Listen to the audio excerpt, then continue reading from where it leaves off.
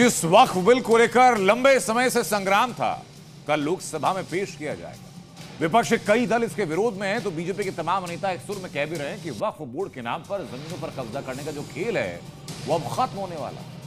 वक्फ संशोधन बिल के आने से पहले सरकार और विपक्ष के बीच टकराव और बढ़ चुका है।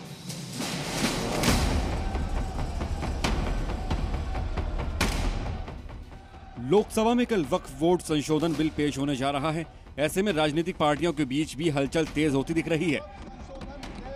अमेंडमेंट बिल में विस्तृत रूप से चर्चा करना चाहते हैं। और तो वहीं केंद्रीय अल्पसंख्यक मंत्री किरण रिजिजू ने ये भी कह दिया है कि 8 घंटे तक इस बिल पर चर्चा होगी और इस समय को जरूरत पड़ने पर बढ़ाया भी जा सकता है।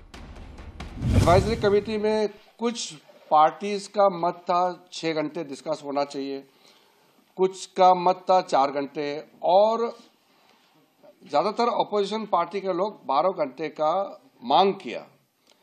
तब बीच में 8 घंटे का चर्चा का समय तय किया गया और ये भी स्पीकर साहब ने कहा कि 8 घंटे चर्चा का समय दिया है, जिसको बढ़ाया जा सकता है लेकिन हाउस का सेंस लेकर के। केंद्रीय मंत्री रिजिजू की बात से ये तो साफ है कि बीजेपी इस बिल पर ज्यादा से ज्यादा चर्चा चाहती है, जिसकी बीजेपी को आने वाले विधानसभा चुनाव में बड़ा फायदा होने की उम्मीद भी है। अब ऐसे में अगर ये बिल पास हो जाता है तो इससे कांग्रेस, समाजवादी पार्टी के साथ साथ ओवैसी की पार्टी AIMIM को बड़ा नुकसान हो सकता है, जिसे लेकर इन राजनीतिक पार्टियों में हलचल तेज हो गई है। ये वक्फ बिल अनकॉन्स्टिट्यूशनल है।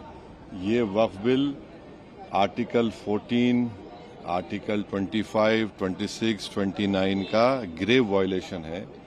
ये वक्फ बिल नहीं है बल्कि ये वक्फ बर्बाद बिल है। ये सुना आपने ओवैसी क्या कह रहे हैं। दरअसल ओवैसी शुरुआत से ही इस बिल को असंवैधानिक बता रहे हैं और क्योंकि ओवैसी मुस्लिम धर्म की राजनीति करने के लिए जाने जाते हैं, इस वजह से इस बिल का सबसे ज्यादा नुकसान उन्हें ही होने की आशंका है, जिसे लेकर वो शुरू से ही इस बिल का विरोध करते दिख रहे हैं।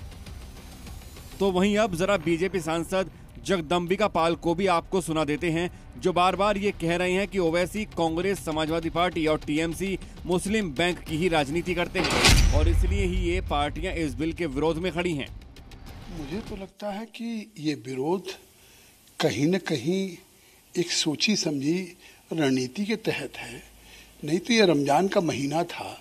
कल ईद में जिस तरह से all India Muslim personal law board ने कहा कि काली पट्टी बांध करके जाएं, तो कल इबादत का दिन था।